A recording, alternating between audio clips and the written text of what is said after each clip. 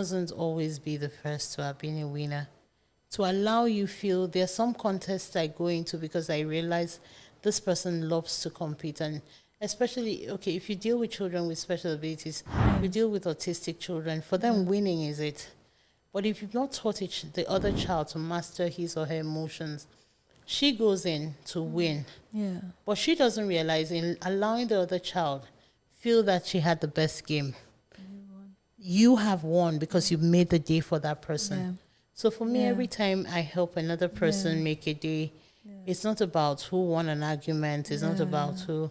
Winning for me comes in different contexts. So people don't understand when I have not, you don't see all the results I want, but I tried.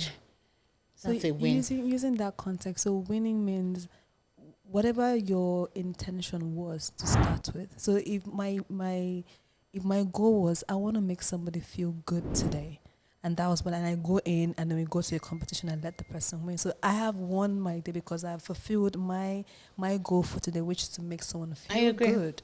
So you walk into an office and you realize that this human in this office is going to try to hit your last nerve. Yeah. And he pushes all the buttons that day and you're as calm. You won. Everybody feels should have fired back. Yeah.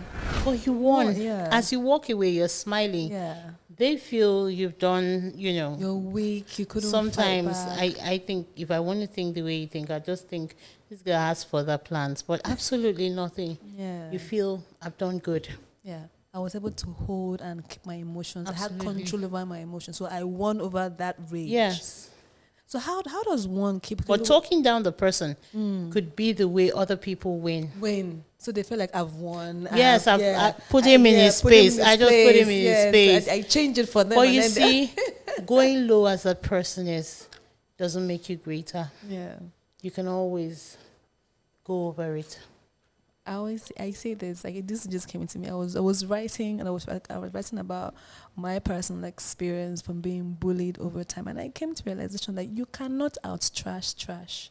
No, like you can't. You can't beat someone at their lowest. Like you can only go higher. So taking it back in terms of like winning and losing, sometimes when you are going through life and then you're going through your goals and you're striving to make things happen and it's not just happening for you, how do you stay doing that? Because motivational speakers will tell you consistency is key. Keep going, keep doing it. But it gets tiring when you are showing that consistency and dedication, but nothing just seems to work out. So like in that phase of failure, how do you stay consistent? How do you stay on the game? So it's not that nothing seems to work. It's that you haven't realized how much you've learned. The only way you haven't learned is if you repeat the same process that you didn't win through. Okay. In the phase you want to try again. Yeah. The essence of growth is process. Yeah. So I tried this process. So a child comes without teeth, has milk teeth, then loses all the milk teeth. Has she lost her teeth? No. It goes and then it comes. Comes back. It goes and it comes. And even at old age, there are some that now have the wisdom to trying to sprout out and all that. Yeah. For me, it is, you need to, at every point in time, evaluate, where did I start? What have I learned? Know when to let go. So recently, I've been teaching business lessons with the Song of the Gambler. It says, you got to know when to hold on, know when to let go, know when to run. Yeah. You don't count your money when you're sitting at the table. It's not in the midst of the chaos that you start saying, you see, this didn't work. There will be time enough to count it when the game is or the deal is done. These were songs. This sounds like just a song, but life is a gamble. And even that motivational speaker that tells you to aspire, to inspire and all that, doesn't even fully understand the context of the results. None of us honestly do understand. I plant and I hope to reap. I do not know what happens in between. I have evaluations for the number of plants that may die. Yeah. But I don't control volcanic eruptions. I don't control climate changes. Yeah. I only Natural have disasters. You don't control those. So you only hope. So each day of life is lived through hope. Consistency requires that you set your goals irrespective of what it is could happen, irrespective of natural disasters, irrespective of economic situations. But then you also plan to fail. That's how you succeed. That's interesting. Your ability to nobody ever plan plans to to fail. fail. Nobody ever. I'm planning so that I could fail. Like nobody Oh, plans. so then you're not planning to succeed. Planning to fail means that you've made a plan and put a plan in place just in case this doesn't work. It's not because you don't believe plan A will work. It is that you're looking at whatever else could happen. And people that have had great growth have had lots of plan Bs. It doesn't mean that they're weaklings or they don't have faith. Is that so why do you go around with your extinguisher in your car? Do you plan to set your car on fire? No. Okay. It is that another car could actually be on fire. Anything could happen. You could pass by a shop on fire and use your extinguisher. So if the people that manufacture cars plan with the car failing in mind, why would we plan life that is a daily role, that has an engine, which is us, without space for it to fail? That's the first thing. The second thing for me is this. Like we just talked about winning. Failing is a way to win. Failing helps you evaluate. If you keep having success, you don't know what deep growth is. When a tree comes, when you plant a palm, the first thing isn't for it to go up, it goes down. To get the roots. It gets its roots, it gets fitted into the ground. It gets it builds its trunk as it's coming. The first thing you see is not the seeds that you replant. The first thing you see is it coming through the ground. But before it comes up on the ground, a few minutes before we talked about wind trees. Yeah. And look at the space of time that it takes a palm to grow. 5 to 5 7 years for the yeah. Tanera species. Now for the modified species, it takes them about 3 years to grow. Now, think of 3 years. Of seeing nothing. Of seeing nothing. Meanwhile, you had made a plan to see everything in the first year. First year. Meanwhile, this is a palm. Yeah. You need to understand, are you planting fresh pepper or are you planting palm? Are you planting rice or are you planting cassava? What are you planting? What are the conditions that are needed for the growth of this thing? Yeah. What are you patient for it to grow? Some people want overnight growth. There are trees that grow overnight. The Everybody wind tree. wants to be that tree. But wait till the wind comes. We'll know which one you actually want to be. Because you go in and the wind trees are all fallen. Yeah. They make a whole lot of noise. They are very beautiful, but they don't last. But the palm tree takes all the time in the earth. Yeah. And when it comes up in 5 years, it stays for 23 years. Which would you rather be? So is that growth process that It's we a growth all process. want to skip, because we all want to scurry through the process. We know, and the process is where the magic happens. The blow syndrome is not helping this generation it is now. not. It is. We want to blow. Yes. But the challenge is everything that is blown is never really put together. Even if you bring gold and put it, you still see particles of it. So you break a pot. Yes, I like the theory. The potter puts, uses gold and blends it. Yeah. But the pot is never the same. Yeah. So there's I always think, the mark of the cracked. Honestly, I think that we, as people, we need to purposefully understand what growth is and be deliberate about understanding what we are trying to grow. Are you trying to grow a business? What are the realistic figures? Now with social media adverts and all that, everybody says, okay, just put it on Facebook, put ads, buy ads. Push it. No. What depth does this business need? Yeah. What nurturing does it need? What knowledge, what expertise, what professionalism, what support do you have these things? And then when you compare yourself to plants that have grown overnight, the question is, what was growing? What was the antecedents? What were they doing? So sometimes people come and say, oh, but I've seen somebody plant a palm and in 2 years, that palm was in the nursery for 1 year. It was in hiding. We don't see that. We don't see when it was in the nursery. Yeah, we see when the person put it. You've not asked questions. You just said, no, I want the one that comes with bar now. Yeah. Ask questions. Yeah. Everybody has a process. And you see, I like that we started with what perfection is and the idea of illusions. Yeah. So you're able to know that everything has a process. Understand the process, then you understand if growth is effectively happening or sustainable for you. And then failing to tells you, is it time to retrieve? Is this what I want to consistently do? So you can't keep going in one direction and not know where you're going to. Yeah, I was just about to get there. When do you know when to pull out? When to say, you know what? Because there are businesses that have been in existence for a while and they've decided, you know what, it's no longer working. I think it's time to close down. How do you get to that point? Can you say they gave up without, like, in that? I mean, the process wasn't materialized and they give up doing the process? Or were they really sure? Like, it's hard because you might feel like, I want to close it down, but is that the right thing to do? Am I being impatient? Firstly, have you done your best? So things evolve. Life evolves. There was the time where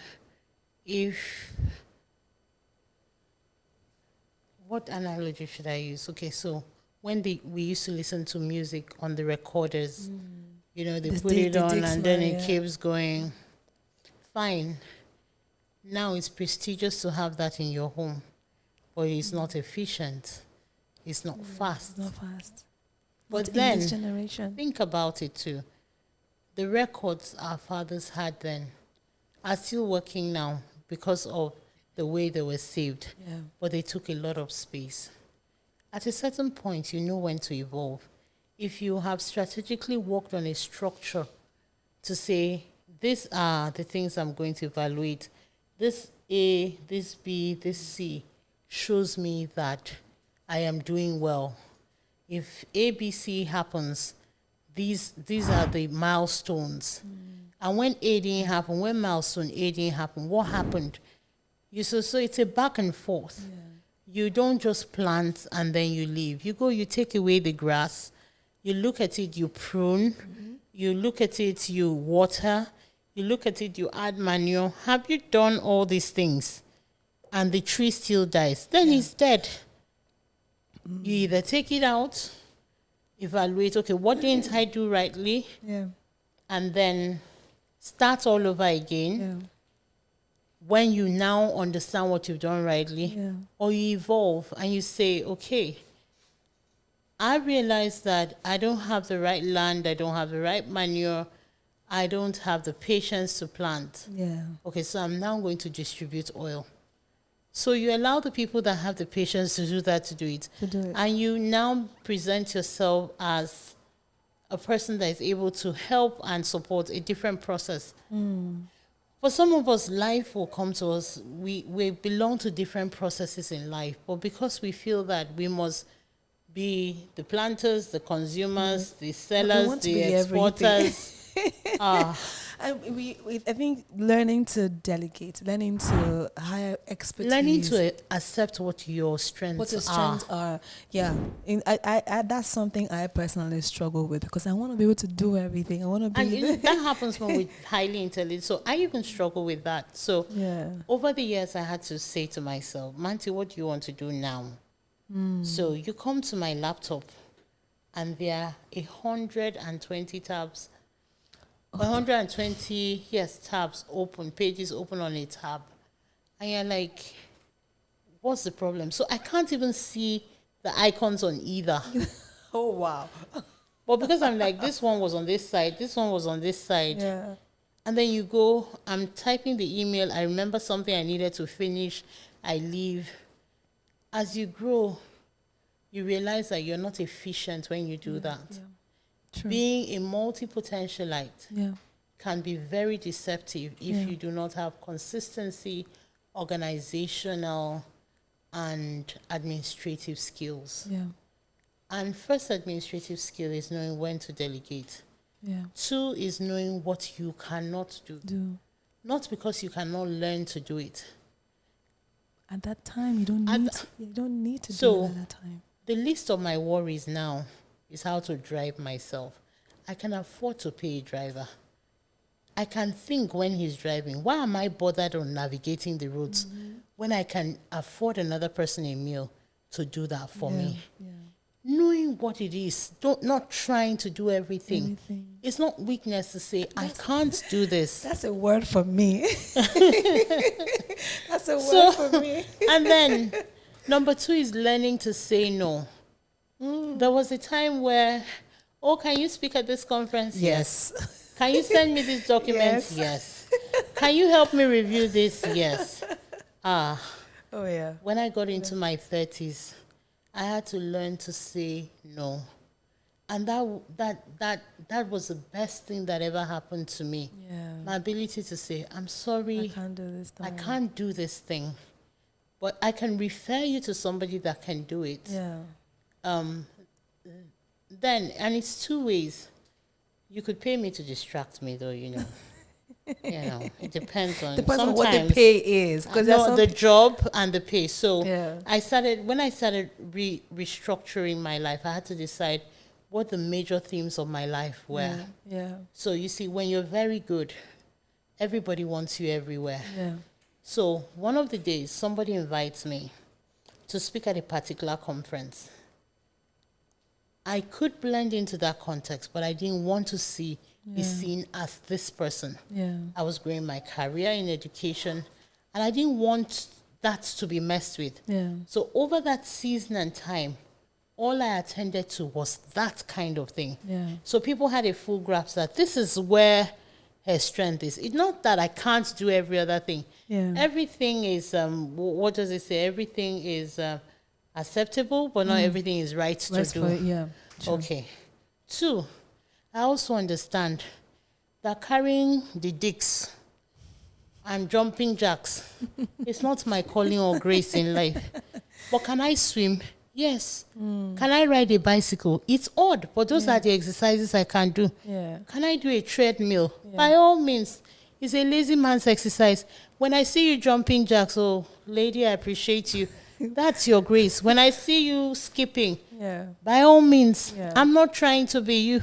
I know what it is that I can do. I can drink water in a cup and in a basin. Not a problem. Send me there. But always understanding at every time. So that's number 2, saying no. And 3 is accepting what you best can do. We talked about the best. Yeah. What's the best? So if you ask me to come and sit like you are in front of the camera for 24 hours, you have completely messed with me. I don't even want to do videos. I had to prep myself for today. Yeah. So people mistake because I speak on stage and I train that I like cameras. I don't like cameras. Yeah. In fact, you take pictures and then I hide. There are pictures that are taken when I bring them, like so fine. Yeah. I realize that I'm not cut for that. I'm cut for thinking, creating processes, strategizing. I can sit behind happily and support you to make this happen. I don't want to be in front of the camera. But are there times I have to be like now? Yes. I understand that season. Yeah. So when you have these 4 things in place and then you understand who you are and what you're becoming, you're able to understand what growth is. Is growth my ability to today to have said at a particular training, I need to leave at this time because I have to be on this program at this time? Exactly. I could also be there because they had said to me, you have a way with presentations. And I said, no, I've taken somebody through. Somebody else can present. Yeah. Understanding what growth is for you. Will I fail? Many times, yes. Will I get a decision to support somebody wrong? Will the person mess up that opportunity? Maybe. Yes, they will. Will you go for a job and they don't pay you your worth? Will people negotiate way below what your fees are? Yeah. Yes, it will happen. But you will learn at that point, what didn't I do rightly? So you're taking that personal account of Taking yourself. personal account. You're responsible for you. So you have to be the one to pay attention. Absolutely. Make that account. Don't wait for somebody else. And then you need to hold yourself by certain standards. Yeah. I know who I'm evolving to. I know who I want to become. It doesn't look like it, but when I look at where I'm coming from and where I am, I do know that I have evolved. I do know that I'm doing better. Yeah. So sometimes I stop and I check. So someone said, Mmanti, you're out of circulation. I'm like, no, I'm in circulation where I'm best needed. So am I needed here or am I just wanted? Understanding where you're wanted and where you're needed is the essence of knowing what you're living for. And then that'll help you to say yes or no. Knowing, okay, I'm needed here and I know that my need, if I meet a need, I'll be more impactful. So we take Silverbed Galleria and we keep it in a rural community. Yeah. Do people want to go to theater there? Yes. Do they have the capacity to pay for that? No.